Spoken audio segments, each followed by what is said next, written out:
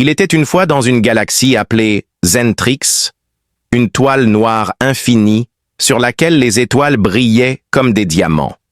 C'était un environnement fascinant et périlleux où les cultures prospéraient malgré le danger omniprésent de conflits. Il y avait une planète dans cette galaxie nommée Xiophia, qui était habitée par une race d'êtres appelés les Luminina. Leur peau lumineuse leur donnait un éclat subtil dans l'obscurité. Les Véraxiens, une race vicieuse, motivée par l'avarice et la conquête, les assiégeaient depuis longtemps malgré leur attitude amicale. Marcus Kane était un soldat qui vivait sur Terre, au milieu de la métropole animée de New Haven. Marcus avait été témoin de plus de conflits qu'il ne voulait s'en souvenir, mais son courage et son sens du devoir inébranlable l'avaient rendu célèbre. Il était une force imparable sur le champ de bataille grâce à son leadership solide et à son intuition aiguisée. Mais il avait un faible pour la paix au cœur de son apparence résolue. Le partenariat à venir entre les Luminina et la Terre face à la menace véraxienne était un développement choquant dans la vie de Marcus. Dans le but d'établir une présence permanente dans l'espace, l'humanité a consenti à unir ses forces avec ses nouveaux amis. Tout le monde connaissait sa mission. Aider les Luminina à repousser l'assaut des Véraxiens en se déployant sur les lignes de front de Xiophia. À l'insu de Marcus, le destin lui réservait quelque chose de vraiment remarquable alors qu'il était prêt à partir. Un tournant des événements qui entrelacerait son destin avec celui d'une femelle extraterrestre inconnue. Au milieu du chaos du combat, Marcus fut séparé de son bataillon lors d'une rencontre particulièrement intense près de la colonie d'Aluminina. Le bruit explosif et l'odeur âcre de la fumée emplissaient l'air. Des cendres et des débris recouvraient les couleurs autrefois vibrantes des bâtiments en ruine qui l'entouraient. Marcus persévérait à travers le chaos déterminé à retrouver ses camarades soldats. Il se fraya un chemin à travers des rues jonchées de débris, tandis qu'un cri étouffé perçait le vacarme des tirs. Marcus a d'abord pensé que cela pouvait être son imagination. Mais le bruit continuait et il devenait de plus en plus fort à chaque seconde. Il suivit le son du cri jusqu'à ce qu'il trouve une petite silhouette accroupie derrière un mur qui s'était effondré. C'était une fillette extraterrestre d'à peine 7 ans, à son grand choc. Même dans la faible lumière, ses cheveux translucides brillaient et mettaient en valeur son joli visage. Alors qu'une autre explosion secouait le sol à proximité, Marcus saisit la jeune fille terrifiée et la serra contre lui, protégeant son corps délicat. Elle croisa son regard avec ses grands yeux remplis de larmes. À cet instant précis, Marcus ressentit un sentiment de protection accablant. Malgré le danger dans lequel il se trouvait, il murmurait des promesses de la protéger. Marcus, tenant maintenant la fille près de son cœur, commença à refaire ses pas résolus alors qu'il traversait le terrain périlleux. Il y avait du danger à chaque tournant. Au-dessus de lui, des drones ennemis pullulaient et un grondement menaçant résonnait de l'avancée de l'armée véraxienne. Marcus, cependant, était inébranlable dans sa détermination à secourir la jeune fille et continua son chemin. Elle semblait effrayée qu'il ne disparaisse car elle s'accrochait à lui tout le long du chemin, ses petites mains agrippant fermement son uniforme. Marcus ressentit une pointe d'humour face à sa détermination, même si la situation était terrible. Son courage inébranlable face à l'adversité lui rappelait sa jeune sœur terrestre. Enfin, après ce qui semblait être une attente interminable, Marcus aperçut une formation de troupes lumineuses se retranchant vers un bunker renforcé. Il courut vers eux, criant à l'aide avec une dernière poussée d'énergie. Alors qu'il reconnaissait la valeur de la cargaison qu'il transportait, les visages des soldats passèrent de la surprise à la gratitude, et ils le conduisirent précipitamment à l'intérieur. Marcus a soigneusement placé la fille sur le sol dans le bunker, s'assurant qu'elle allait bien avant de s'évanouir sur un siège à proximité. Je suis très épuisé, mais je suis aussi incroyablement soulagé. Marcus a pu bien observer le minuscule enfant extraterrestre qu'il avait sauvé dans le refuge paisible du bunker. Une délicate radiance émanait de sa peau radieuse qui scintillait de nuances de lavande délicates et d'argent illuminant chaque centimètre de la pièce. À chaque expression nuancée, ses énormes yeux en amande reflétaient un kaléidoscope de couleurs pétillant de curiosité. Il y avait un esprit indomptable dans ses yeux, une lueur d'optimisme qui ne s'éteindrait pas même après avoir enduré les horreurs de la guerre. Assis à côté d'elle, Marcus offrait des mots de réconfort et d'encouragement. Il contemplait ses doigts agiles qui dessinaient des motifs sur le sol laissant derrière eux de petits rayons de lumière iridescente. Sa voix avait un ton éthéré qui le touchait profondément chaque fois qu'elle parlait. Quelques moments timides ont entaché son introduction autrement confiante en tant que Lyra. Comme si elle hésitait à faire confiance à l'étrange mystérieux qui l'avait sauvé, sa voix se transformait souvent en murmure. Ils ont commencé à se connecter malgré leurs différences. Marcus a découvert que Lyra avait un côté joueur. Son rire résonnait comme des cloches alors qu'il essayait d'imiter sa façon de parler, ce qui donnait des syllabes hilarantes et déformées. Il trébucha sur sa prononciation et son visage rougit de honte alors qu'elle gloussait hystériquement se tenant les côtes. Mais pendant ces moments légers, Marcus sentait une affinité qui manquait à sa vie depuis des années, un lien qui dépassait les différences de culture et d'espèces. Leur conversation évoluait en une combinaison de chaleur sincère et de comédie. Alors que Marcus se moquait des doigts lumineux de Lyra, suggérant qu'elle avait dû faire une descente nocturne dans un magasin de peinture, Lyra imitait ses mouvements, les reproduisant avec une exagération accrue. Un refuge contre la dure réalité au-delà des murs du bunker, ces moments partagés de joie brillaient comme un phare au milieu de l'obscurité grandissante. Malgré leurs plaisanteries légères, Marcus pouvait sentir que l'aria cachait quelque chose de plus compliqué. À l'occasion, son rire s'estompa et fut remplacé par un regard nostalgique qui suggérait des vérités cachées. Il réfléchissait à son passé, aux personnes qu'elle avait pu laisser derrière elle et à l'endroit qu'elle considérait comme sa maison. Marcus prit la décision de la protéger des dangers imminents de la guerre et des secrets qui se cachaient au fond de ses yeux brillants, même s'il s'abstint de l'interroger directement. Alors que la nouvelle de l'acte courageux de Marcus se répandait rapidement à travers les rangs de l'armée humaine et Luminina. Même les soldats qui l'avaient traité avec désinvolture auparavant l'admiraient désormais. L'histoire de la façon dont il a sauvé la petite fille extraterrestre, tout en esquivant les tirs ennemis, était racontée avec des voix impressionnantes. Sa générosité a touché beaucoup de gens, mais surtout les Lumina. Leur culture valorise grandement la bravoure et la gentillesse. Les salles du conseil étaient remplies d'anciens qui réfléchissaient aux conséquences de ce partenariat interespèces. Marcus, en revanche, était une force unificatrice et les jeunes combattants le regardaient avec admiration pour obtenir des conseils.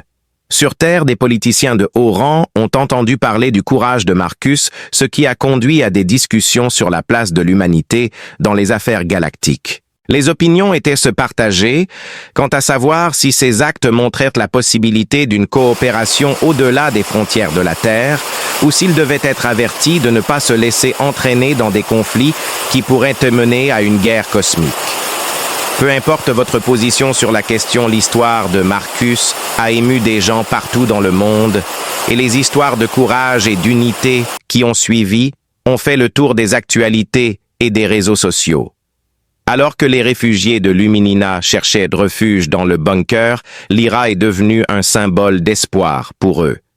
Les histoires de la personne héroïque qui avait tout risqué pour sauver un être cher étaient transmises de génération en génération par les parents enseignant à leurs enfants que la compassion pouvait surmonter n'importe quel obstacle. Les murs sombres du bunker étaient ornés de brillants éclats d'espoir provenant des dessins des enfants de Marcus et Lyria se tenant côte à côte. Malgré toute la glorification, Marcus a gardé sa modestie, souriant modestement pour détourner les compliments et affirmant catégoriquement que n'importe qui à sa place aurait agi de la même manière. Sa principale préoccupation était Lyra et il n'a jamais hésité à être là pour elle et à veiller à ce que ses besoins soient satisfaits. L'impact de ses actes, cependant, allait bien au-delà du champ de bataille. Il n'avait aucune idée qu'il changeait des vies et des destins de manière qu'il n'aurait jamais pu imaginer. Au milieu des combats incessants, Marcus et Lyra s'habituèrent à la compagnie l'un de l'autre à mesure que les jours et les semaines passaient dans le bunker. Ce soir fatidique, cependant, une secousse énorme a ébranlé leur refuge, brisant leur fragile tranquillité. Alors que les murs gémissaient sous le poids, la poussière commença à tomber du plafond et la panique s'ensuivit. Le cœur battant à tout rompre alors qu'il évaluait la situation, Marcus embrassa automatiquement Lyra, la protégeant de son corps. « Reste près de moi », murmura-t-il, sa voix à la fois forte et réconfortante, tout en tenant fermement sa main. Marcus réalisa qu'il devait agir vite s'il voulait survivre, alors qu'il guidait Lyra à travers le labyrinthe et les couloirs, esquivant les débris tombants et les réfugiés terrifiés, tandis que le ciel nocturne brûlait des traînées enflammées des missiles véraxiens se dirigeant vers le bunker. L'ennemi avait trouvé leur position et le temps était compté. Des tunnels effondrés, des systèmes de sécurité défectueux et la menace constante d'infiltration ennemie n'étaient que quelques-uns des dangers qu'ils rencontraient le long de leur périlleuse route d'évasion. La formation militaire de Marcus prit le dessus alors qu'il calculait le chemin le plus sûr à suivre, et Lyra, sentant son urgence, le suivait, ses petits pieds se déplaçant rapidement malgré le chaos.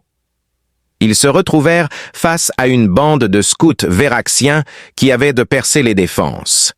Marcus réagit rapidement, utilisant ses compétences de combat pour neutraliser le danger, tandis que Lyria restait en sécurité derrière lui. La bataille était féroce et brutale, le clang métallique des armes résonnant dans les couloirs étroits. Marcus se battait avec une férocité acrimonieuse qui trahissait son désespoir. Coup après coup précis, il se battait pour préserver la vie qui lui avait été confiée. Enfin, après ce qui semblait être une éternité, ils trouvèrent une sortie de secours qui menait à la surface. L'air frais de la nuit les envahit, un changement bienvenu par rapport à la tension oppressante en dessous.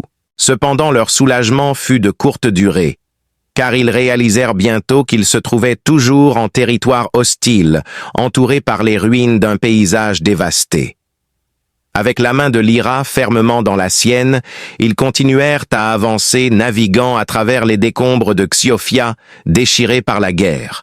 Leur résilience était évidente à chaque pas qu'ils faisaient, et leur lien se renforçait à chaque obstacle qu'ils surmontaient.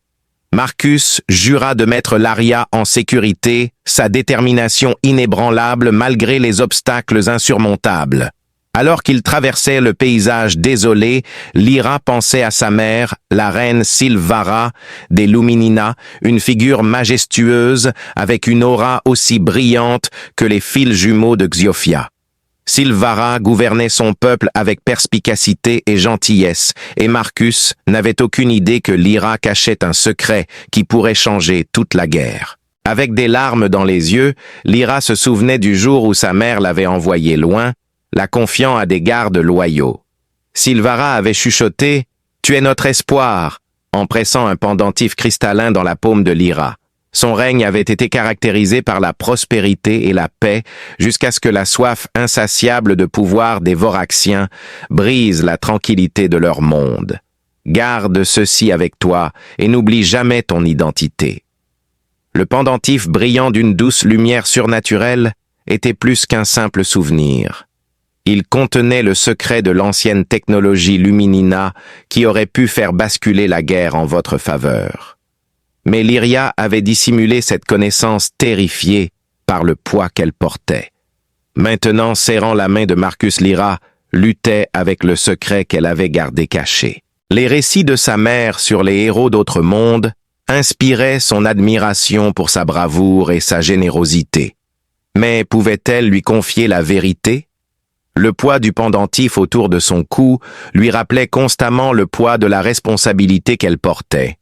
Et les Véraxiens feraient tout ce qu'il fallait pour la capturer et s'emparer du pouvoir qu'il contenait. Marcus, qui était inconscient du tumulte intérieur que vivait Lyra, était déterminé à les guider en toute sécurité le long du chemin périlleux qui les attendait. Il remarqua qu'elle baissait parfois les yeux sur le pendentif, ses doigts traçant distraitement ses contours, mais il l'ignora pensant que c'était juste une affection enfantine pour un objet précieux. Il ne se rendait pas compte que le destin de deux mondes dépendait de leur fragile confiance mutuelle, un lien qui serait bientôt mis à l'épreuve de manière qu'il ne pouvait pas prévoir. Marcus, blasé par des années de bataille, était confronté à des sentiments qu'il n'avait pas éprouvés depuis ses premiers jours dans l'armée.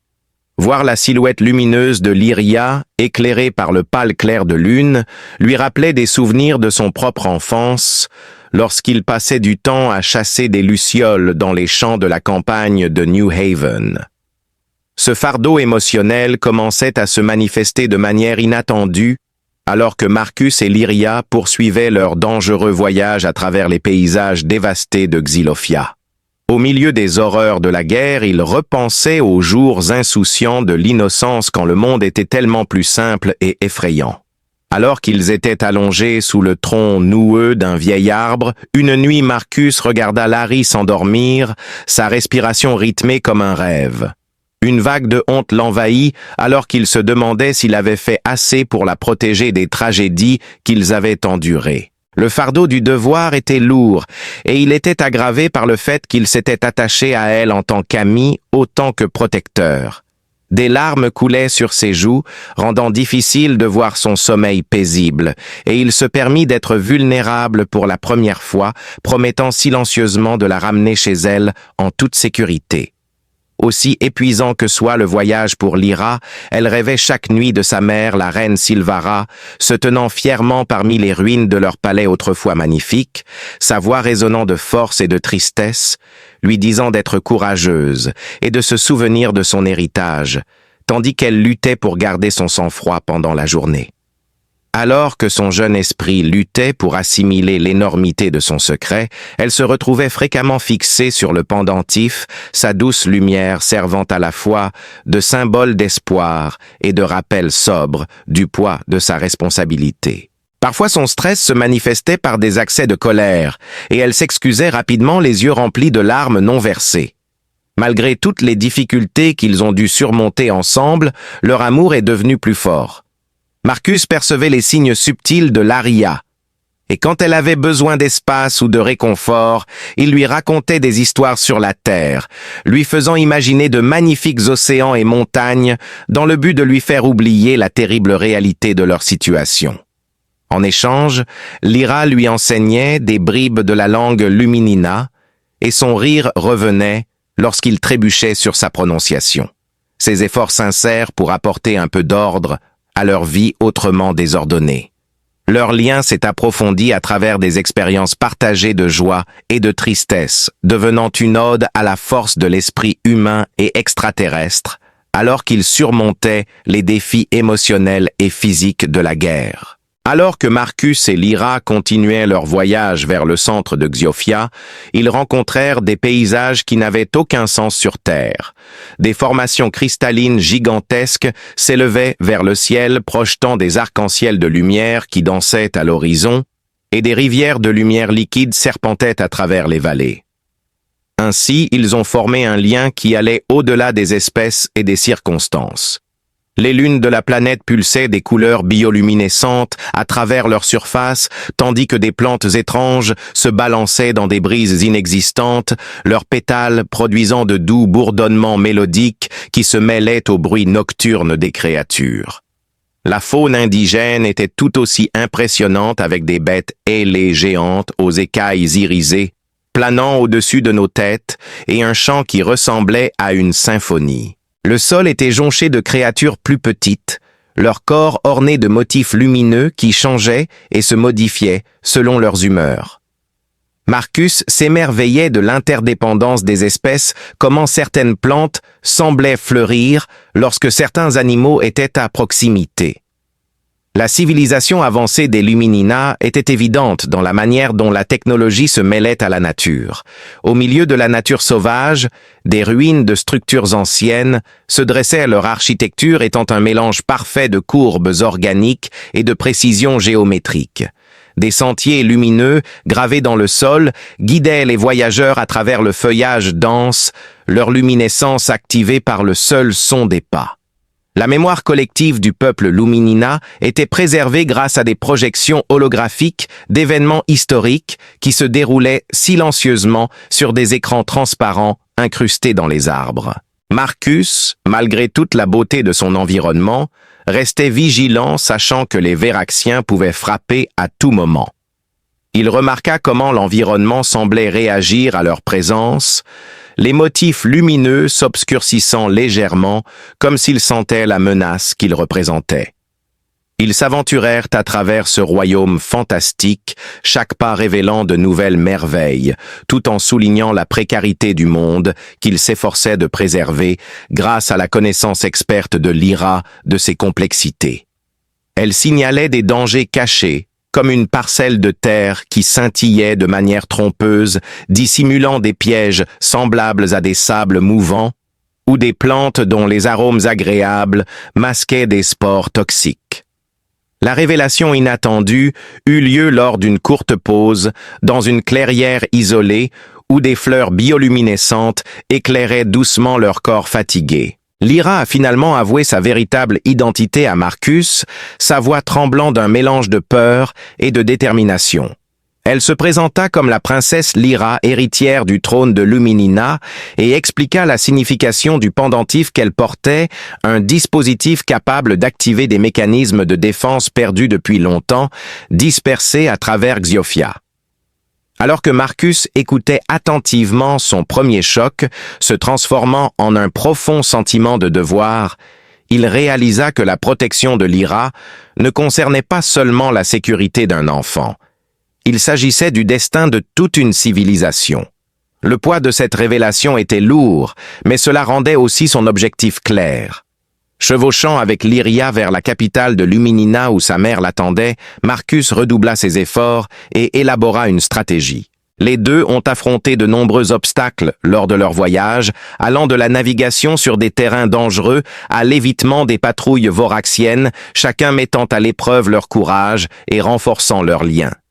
Il y avait un mélange d'excitation à la perspective de la réunion et d'espoir que le retour de Lyria signalerait un tournant dans la guerre à mesure qu'ils approchèrent de la capitale, mais alors que Marcus et Lyria se tenaient sur le seuil du palais royal, ils savaient que leur voyage était loin d'être terminé. La reine Silvara avait mobilisé ses forces pour assurer leur passage en toute sécurité. Le destin de la liberté de Xiofia et de l'alliance humano-lumininan reposait sur les décisions à venir. La grande capitale de Luminina, une métropole envoûtante de flèches cristallines et de cascades de lumière, se dressait comme un monument à la créativité et à l'ingéniosité de ses habitants. Alors que Marcus et Lyra s'approchèrent des portes du palais, un groupe de gardes royaux se matérialisa, leur armure brillante scintillant comme des étoiles dans le ciel crépusculaire. Dans la salle du trône, la reine Silvara se tenait devant eux, sa présence à la fois imposante et gracieuse. Elle se leva de son siège, un trône qui semblait sculpté dans de la lumière stellaire vivante. Marcus ressentait un mélange d'émerveillement et de crainte en entrant dans ce royaume d'une autre dimension remplie de grandeur et de splendeur. Des larmes coulaient sur le visage de Lyria alors qu'elle se précipitait vers elle. La réunion fut sincère, avec des murmures de soulagement et d'amour remplissant l'air. Silvara s'agenouilla pour embrasser sa fille, sa silhouette lumineuse illuminant la pièce. Pendant un bref instant, il semblait que le temps s'était arrêté pour célébrer le lien entre la mère et l'enfant. Alors que la première vague d'émotions s'estompait, Silvara regarda Marcus. Incertain de ce à quoi s'attendre du chef d'une race si puissante, il s'inclina respectueusement alors que Silvara croisait son regard. Au lieu de poser des questions sur la stratégie ou de s'engager dans des formalités, elle posa sa main sur son épaule et dit « Marcus Quin », d'une voix mélodieuse mais ferme. Ses yeux étaient des puits profonds de sagesse et de chaleur. « En plus de sauver mon enfant, tu as accompli bien plus. » Marcus commença à passer plus de temps en présence de la reine, alors que ses mots résonnaient dans la chambre noyant le subtil bourdonnement d'énergie qui parcourait les murs du palais. « Vous m'avez donné de l'espoir quand tout semblait perdu, » dit-elle. Ils parlèrent de tout, de la stratégie militaire à la philosophie, en passant par l'art et la culture, chaque échange révélant de nouveaux niveaux de respect mutuel et d'admiration. Silvara cherchait ses conseils intéressés à comprendre non seulement son expertise tactique, mais aussi les principes et idéaux qui animaient l'humanité. Marcus était impressionné par sa compassion et son intelligence qui lui rappelaient les leaders qu'il enviait sur Terre. Les courtisans et les conseillers ont commencé à chuchoter entre eux lorsqu'ils ont remarqué que l'attitude de Silvara s'adoucissait chaque fois que Marcus était présent et que son rire coulait plus librement lorsqu'il parlait.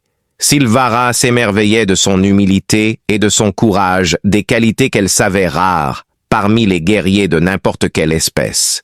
Après une longue journée à planifier les défenses contre les Véraxiens, Svara invita Marcus aux jardins royaux pour une soirée de véritable révérence, et personne ne l'accusa jamais de chercher la gloire pour lui-même, peu importe la grandeur de ses actes. Aucun d'eux ne l'a ouvertement reconnu, mais il y avait un lien indéniable entre eux, forgé par la confiance et inspiré par un objectif commun. Ils avançaient main dans la main le long de sentiers sinueux, le silence entre eux agréable plutôt qu'inconfortable. La pièce était un havre de couleurs et de musique, un sanctuaire, où des fleurs lumineuses se balançaient doucement et des motifs complexes de lumière liquide dansaient. « Tu as tout risqué pour quelqu'un qui n'est pas de ton espèce ?» dit finalement Silvara, brisant le silence. Silvara pressa doucement Marcus de s'expliquer. « Mais tu es allé au-delà du devoir. Tu as montré de la gentillesse, de l'altruisme. » Marcus hésita, essayant de trouver les mots justes. « Je n'y ai pas trop réfléchi sur le moment, » a-t-il admis. « Tout ce que je savais, c'est qu'elle avait besoin d'aide et que je pouvais lui en donner. C'est ce que font les soldats. Nous protégeons ceux qui ne peuvent pas se protéger eux-mêmes. Ces qualités ne sont pas innées chez les soldats, elles doivent être cultivées par chaque individu. » Il se frotta la nuque et gloussa. Peut-être est-ce parce que j'ai perçu quelque chose de noble et d'admirable en elle.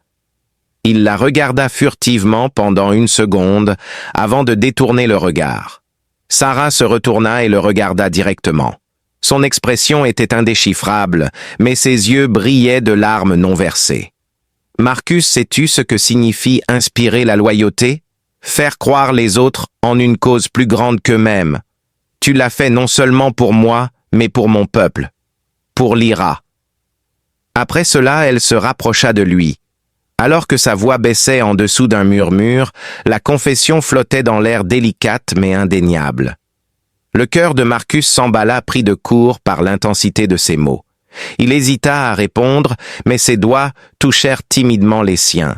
Son corps tremblait d'un mélange d'étonnement et de choc au contact. Juste au moment où ils allaient reprendre leur conversation, une alarme lointaine brisa la sérénité du jardin en voyant des lumières d'avertissement illuminer le ciel indiquant une attaque imminente. Les Véraxiens avaient franchi les défenses extérieures et avançaient rapidement vers la capitale. Marcus ne perdit pas de temps à se mettre au travail. « Votre Majesté, nous devons vous mettre en sécurité, vous et Lyria. » dit-il. Svara secoua fermement la tête, son allure royale revenant rapidement. « Non, c'est ma maison, mon peuple, je ne les abandonnerai pas. » Elle posa ensuite une main sur son bras, le ramenant à la réalité et dit « Mais je te fais confiance pour nous guider. » En retournant au palais, ils ont réaffirmé leur engagement à protéger l'Ira et la Lumina des Véraxiens, mais Marcus ressentait un sentiment d'honneur accablant pour le lien qu'il avait formé avec Silvara, un sentiment de détermination accablant comme il n'en avait jamais ressenti auparavant. Alors que le conflit éclatait à l'extérieur des murs du palais, Marcus était certain d'une chose, quoi qu'il arrive, il resterait à ses côtés. La bataille pour la capitale de Luminina était implacable et féroce, opposant la lumière à l'ombre, l'espoir au désespoir. Leur lien avait dépassé le devoir pour devenir quelque chose de bien plus profond. Alors qu'ils combattaient côte à côte avec la reine Silvara et ses guerriers, l'ingéniosité humaine de Marcus se mêlait parfaitement à la technologie avancée et aux tactiques des Lumina.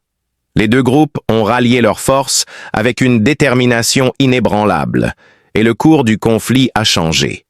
Lyra, qui avait pleinement embrassé son rôle de princesse, déchaîna des vagues d'énergie radieuse provenant des anciens mécanismes de défense cachés dans son pendentif paralysant la flotte véraxienne. La ville de Xiofia émergea de ses cachettes, ses visages lumineux brillant plus fort qu'auparavant, un monument à sa résilience et à son unité.